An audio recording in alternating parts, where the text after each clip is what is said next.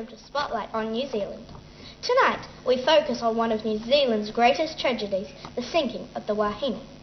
Throughout tonight's show, we will try to find out as much as possible about the disaster so we, as a nation, can begin to understand this terrible tragedy. On the morning of the 10th of April, 1968, after an overnight voyage from Lyttelton, the ferry Wahine encountered the worst of a violent southerly storm, with winds gusting 160 kilometers per hour while entering the Wellington harbor. With passengers terrified and feeling very ill indeed, the captain and his crew attempted to get their ship back on course and get out of danger. After many hours, the passengers and crew had to abandon ship and were flung out into the rough seas of the harbor in life rafts. They had to make the perilous crossing to Wellington's rocky shores, where they were met by local Wellingtonians desperate to help. These rescuers could see the state of the harbor and understood how difficult the crossing had become, perhaps even before those on board had realized. We are lucky enough tonight to have footage recovered of a resident in the seaside village of Eastbourne back in 1968. There were many among the many heroic rescuers on that fateful day. Here's Wellington's correspondent Molly with her 1968 report. I'm Molly, and here we have Kerrigan and Tim, two very brave and heroic rescuers. Thank you for joining us today. You must be exhausted. Tim, did you go out on the water to save people? Yes, I had a speedboat and I picked up at least 5 survivors from the water. Kerrigan, how big were the waves? And did you get any water in your boat? Yes, I almost capsized, but luckily I'm an expert sailor. What was the scariest moment? The scariest moment was when the water was pushing my boat towards the rocks. I thought I was going to die.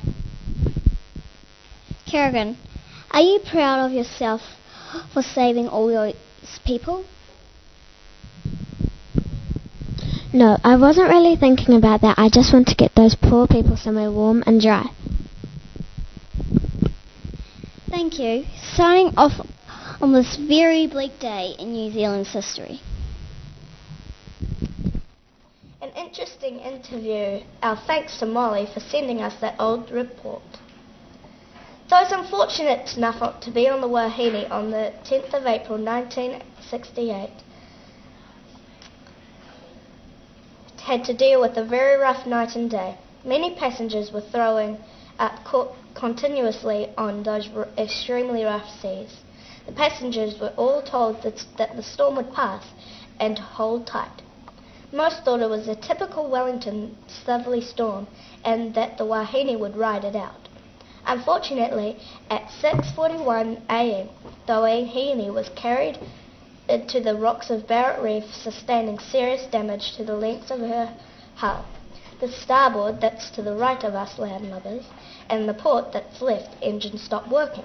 The anchors were dropped, but it was some time before they held firm. Rescue attempts were made impossible by the raging gales and massive swells. By early afternoon, all 734 passengers and crew were ordered to abandon ship and get onto all the life rafts. Only 4 of the 8 rafts could be used because of the angle of now the sinking ship. All 734 people on the ship managed to escape, but due to the stormy seas, 51 lost their lives. We can only imagine what those giant waves looked like to those people and to the people in the small rafts, or worse, for those who had capsized. Our film technicians have found some much damaged footage of 2 survivors filmed only after the disaster in a civil defence shelter.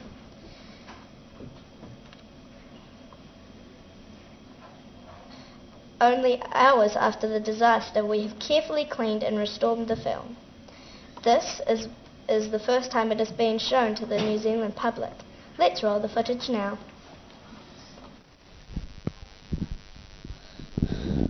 Hello, I'm Ailey, and today joining me are two survivors from today's disaster, Zach and Ryan.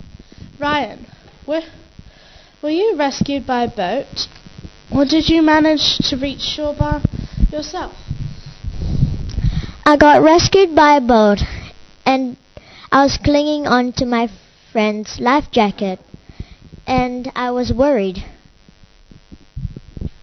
Well, why are you wearing a life jacket now? It's just because I could have fallen off the boat and drowned while I'm still, but now, guess not. Well, that's a relief. Zach, you look badly hurt. What happened? And where's your life jacket? I was in the water and the waves picked me up and threw me against the sharp rocks, and my life jacket just popped like a balloon. Wow, that must have been terrifying. Ryan, were you traveling on your own or with a companion?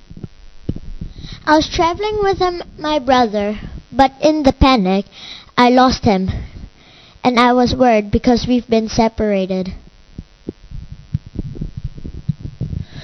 Well, Zach, what was going through your mind when the ship was tipping and the boat was sinking? At the beginning I wasn't very worried, but when we were told to get out of the ship, I was just too busy on concentrating on surviving. Well, thank you. Now that's all the time we have. A fascinating piece of New Zealand history.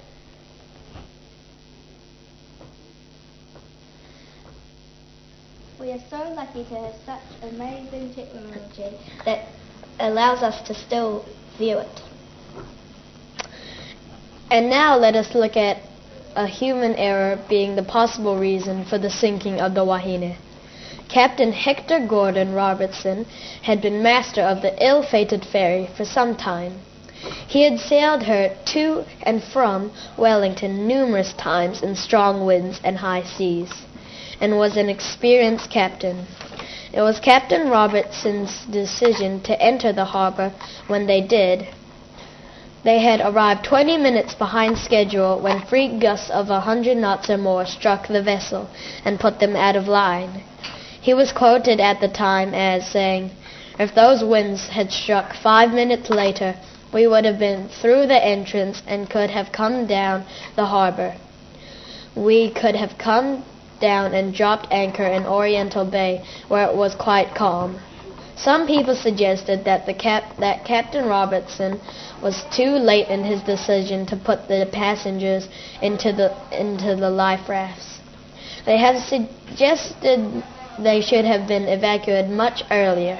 Captain Robertson, however, feels he made the right decision, saying, "People who say that don't know what they're talking about. If I'd put them off any earlier, everyone would have been lost. I would have had 600 lives on my conscience." In a moment, we will take a closer look at the weather on that fateful day. But now, let's look at an interview given by Botama in 1972. This interview may give us some insight as to what was happening on the bridge that day. Hello, I'm Botama, and joining me now is Grace and Gina. When did you first think something was going wrong, Gina? I first thought something was going wrong when the radar broke. It was then I started to worry. How did you react when the Wahine sank? I was really shocked and worried for the safety of the people on my ship. Grace, who told you that the ship was damaged? My other crewmate told me there was water leaking at the bottom of the boat. Were you scared or anxious? It was a bit of both, because I had no experience of ships sinking, and it was my first week being a crew member on the Wahine. Thanks for your time, Grace and Gina.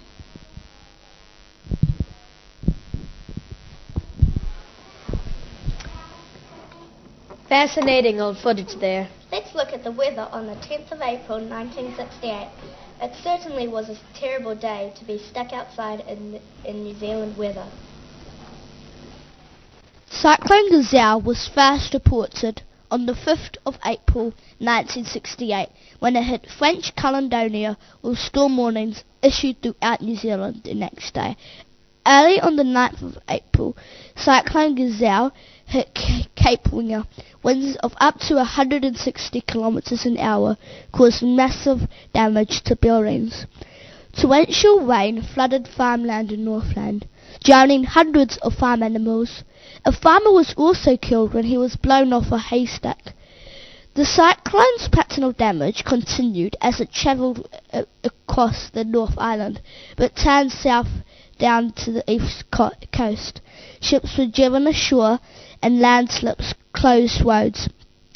Rain caused massive flooding and wind left roofs torn off and windows broken. By the time Cyclone Giselle hit Wellington on the morning of the 10th of April, another storm had driven up the west coast of the South Island from Antarctica. The two storms met over the capital, causing huge damage. Winds in Wellington were strongest ever, recorded at one point, reaching speeds of 275 kilometers an hour. As the storm moved onto the South Island, hundreds of Christchurch houses lost their roofs, and both the Avon and Heathcote rivers flooded. Throughout Canterbury, over 500 hectares of forest were destroyed in Southland. The flooding was the worst since 1913. Some people were stranded on the roofs of their houses and had to be rescued by jet boat. Cyclone Giselle finally blew out somewhere in the Southern Ocean. And there you have it, folks. Perhaps if weather forecasting could have been then what it is now, the Wahine disaster would never have happened. Back to you in the studio. Thank you. What an incredible storm it must have been. Well, that's all we have time for this evening. We hope you've learned something about your country's history and about one of our darkest days. Please join us next week when we focus on the Springbok Tour of 1981. Thank you all for watching, and we'll see you again next time. From the whole team at Spotlight on New Zealand, goodbye. Goodbye. E Nora Ra.